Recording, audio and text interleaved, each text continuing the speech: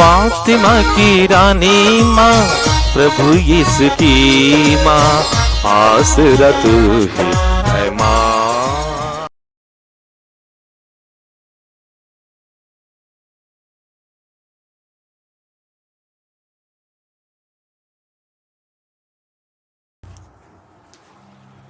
पहला पाठ प्रेरित चरित्र, अध्याय 28, पद संख्याएं 16 से 20 और 30 से 31 तक।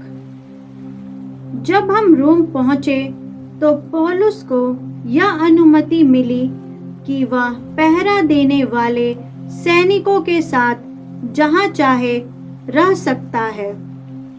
3 दिन बाद पौलुस ने प्रमुख यहूदियों को अपने पास बुलाया और एकत्र हो जाने पर उनसे कहा, भाइयों, मैंने ना तो राष्ट्र के विरुद्ध कोई अपराध किया और ना पूर्वजों की प्रथाओं के विरुद्ध। फिर भी मुझे बंदी बनाया और यरूशलेम में रोमियों के हवाले कर दिया गया है। वे सुनवाई के बाद मुझे रिहा करना चाहते थे, क्योंकि मैंने प्राणदंड के योग्य कोई अपराध नहीं किया था। किंतु जब यहूदियों इसका विरोध करने लगे तो मुझे कैसर से अपील करनी ही पड़ी। यद्यपि मुझे अपने राष्ट्र पर कोई अभियोग नहीं लगाना था, इसलिए मैंने अपने लोगों से मिलने और बातें करने का निवेदन किया, क्योंकि इज़राइल की आशा के कारण मैं यह जंजीर पहना हूँ। पौलुस पूरे 2 वर्षों तक अपने किराए के मकान में रहा।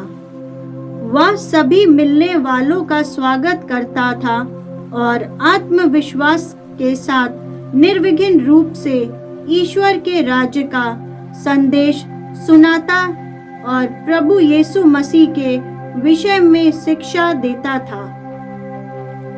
प्रभु की वाणी। ईश्वर को धन्यवाद। अनुवाक्य, जो सच्चे हैं वे प्रभु के दर्शन करेंगे। जो सच्चे हैं वे प्रभु के दर्शन करेंगे। प्रभु अपने मंदिर में विराजमान है। प्रभु का सिंहासन स्वर्ग में है। वह संसार को देखता रहता है। उसकी आंखें मनुष्य को परखती है। अनुवाक्य, जो सच्चे हैं वे प्रभु के दर्शन करेंगे। जो सच्चे हैं वे प्रभु के दर्शन करेंगे। प्रभु धर्मी और विधर्मी दोनों की परीक्षा लेता है। वह कुकर्मियों से बैर करता है। प्रभु न्यायी है और न्याय उससे प्रिय है। जो सच्चे हैं वे प्रभु के दर्शन करेंगे। अनुवाक्य, जो सच्चे हैं वे प्रभु के दर्शन करेंगे। जो सच्चे हैं वे प्रभु के दर्शन करेंगे। जय घोष, हालेलुया। प्रभु कहते हैं, मैं सत्य का आत्मा तुम्हारे पास भेजूंगा। वह तुम्हें पूर्ण सत्य तक ले जाएगा। हालेलुया। प्रभु आप लोगों के साथ हो और आपकी आत्मा के संत योहन के अनुसार प्रभु यीशु ख्रिस्त का पवित्र सुसमाचार। हे प्रभु तेरी महिमा हो। अध्याय 21, पद संख्याएं 20 से 25। पेत्रुस ने मुड़कर उस शिष्य को पीछे पीछे आते देखा जिसे यीशु प्यार करते थे और जिसने ब्यारी के समय उनकी छाती पर झुककर पूछा था, प्रभु यह कौन है जो आपको पकड़वाएगा। पेतरुस ने उसे देखकर यीशु से पूछा, प्रभु इसका क्या होगा? यीशु ने उत्तर दिया, यदि मैं चाहूं कि यह मेरे आने तक रह जाए तो इससे तुम्हें क्या? तुम मेरा अनुसरण करो। यही कारण है कि भाइयों में यह अफवाह फैल गई कि वह शिष्य नहीं मरेगा, परंतु यीशु ने यह नहीं कहा कि यह नहीं मरेगा, बल्कि यह कि यदि मैं चाहूं कि यह मेरे आने तक रह जाए तो इससे तुम्हें क्या?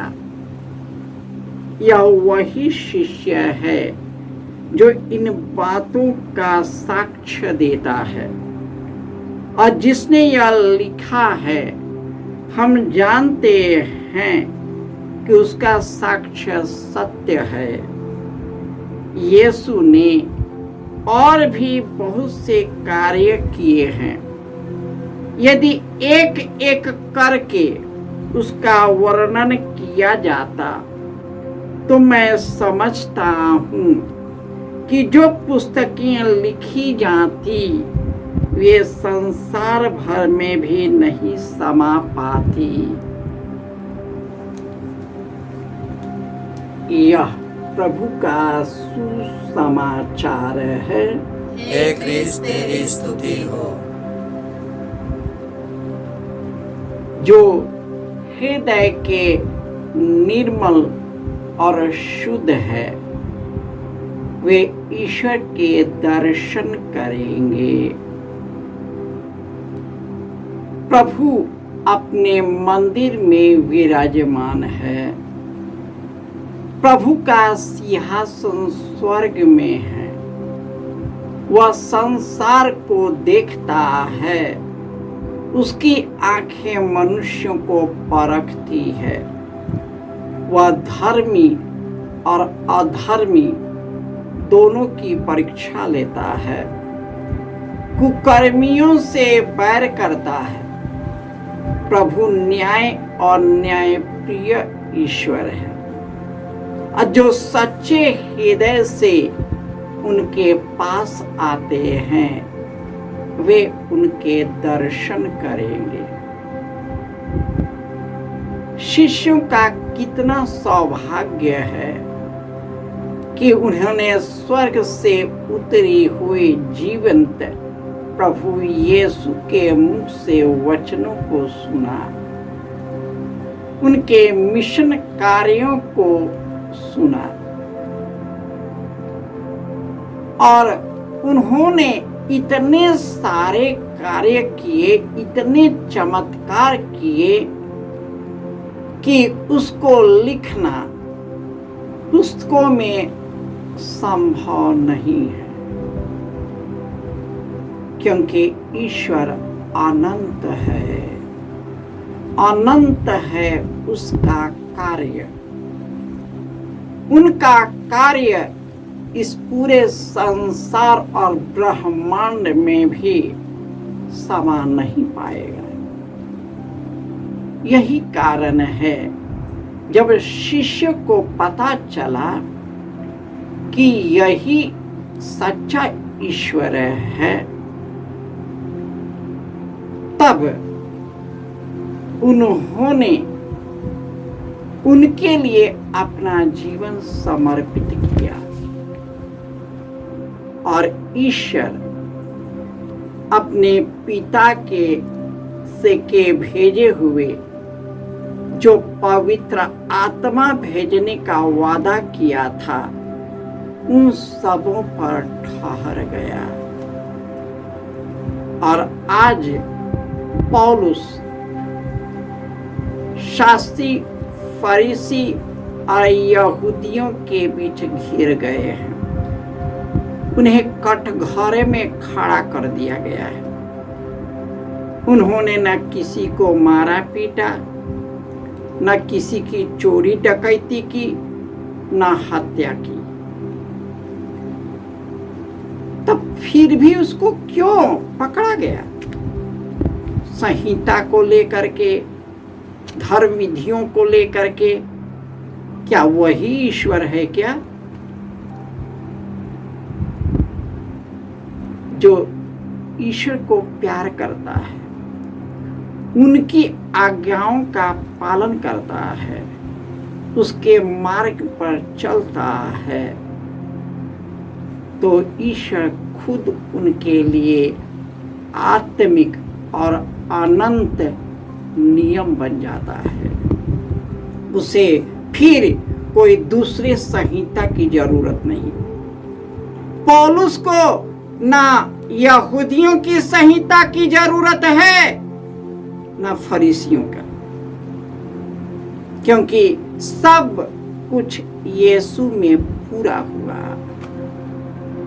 लेकिन जो नहीं विश्वास करते, उसके लिए ईश्वर भी क्या कर सकता है? वह तो हठधर्मी है। उसको लेकर अपना विश्वास मत खोइए। हो सकता है कि आपका बेटा हठधर्मी हो, आपका विद्रोह करे, आपको और आपके विरुद्ध षड्यंत्र रचे, लोगों को भड़काए। हो सकता है आपके अपने घर के भाई बहन, हो सकता है आपके पड़ोसी। आप घबराइए नहीं, क्योंकि आप स्वर्ग और पृथ्वी पर विराजमान होने वाले सर्वशक्तिमान ईश्वर के हाथों में हैं। इसलिए डरने की जरूरत नहीं है। जो पापी है उनका अनुकरण करने की जरूरत नहीं है। जो कुकर्म करते हैं उसको देख करके ईर्ष्या होने की जरूरत नहीं है। उनके बहकावे में नहीं आना है। आपको यीशु को धारण करना है। जिस प्रकार यीशु ने प्रार्थना किया, हे सर्वशक्तिमान स्वर्ग में विराजमान ईश्वर, जो महिमा तूने मुझे प्रदान की है, उसी महिमा से इन्हें विभूषित कर। और जो महिमा तूने प्रदान की है, मैंने उसे दे दिया है। ईश्वर ने हमें दे दिया है, इसलिए उस चीज की परवाह नहीं करना।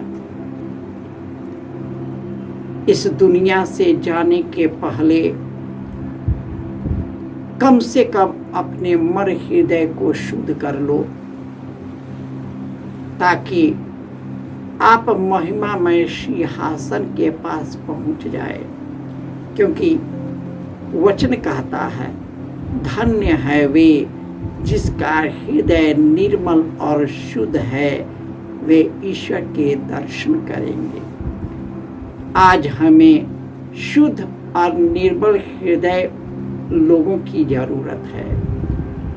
जिसका हृदय निर्मल और शुद्ध है, वह कई तरह से ईश्वर के वरदानों से भर जाते हैं। और ऐसे लोगों की जरूरत है, ऐसे लोगों की मांग है कि ऐसे लोग शासक बने, ताकि ईश्वर के विधि और विधान के अनुरूप चलकर लोगों को भी ईश्वर के मार्ग की ओर उन्मुख कर सके। जय यीशु।